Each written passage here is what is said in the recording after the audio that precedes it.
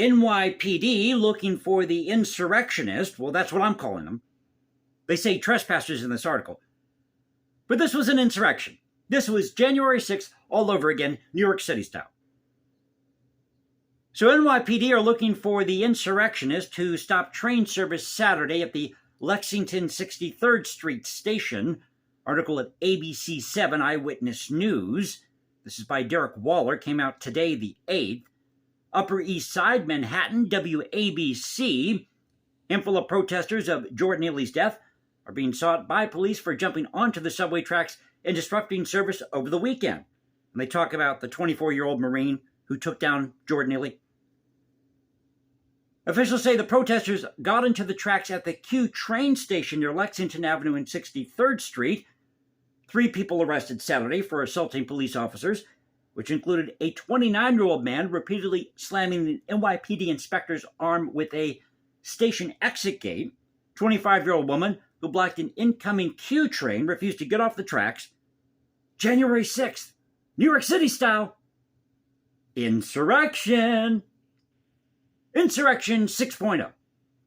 Then knocked a police officer to the ground as she resisted arrest, and this also included a 42-year-old woman who allegedly punched a police officer.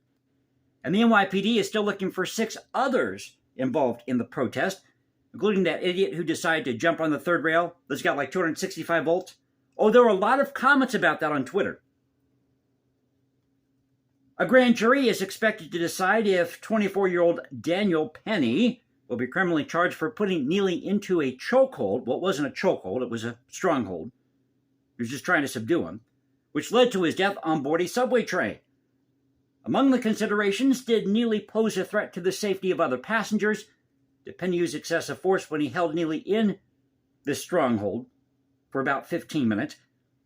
Penny subdued Neely after passengers on the train reported Neely was harassing and threatening them as he begged for food.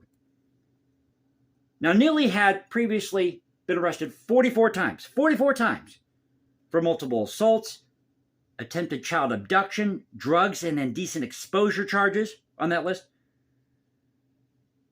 And officials say that he had at least 43 cases of an aided case where mental health care workers took him in for treatment. The day before his death, he was under investigation for pushing someone on the tracks. There was currently an arrest warrant for Neely in the violent attack of an older woman. And this whole narrative that he liked to impersonate Michael Jackson on the train, well, that may have been 10 or 15 years ago, but I can guarantee you that wasn't this past week. As demonstrators cried out over the weekend, friends remembered a street performer who impersonated Michael Jackson. Neely's friends also say this was a man who needed proper psychiatric help.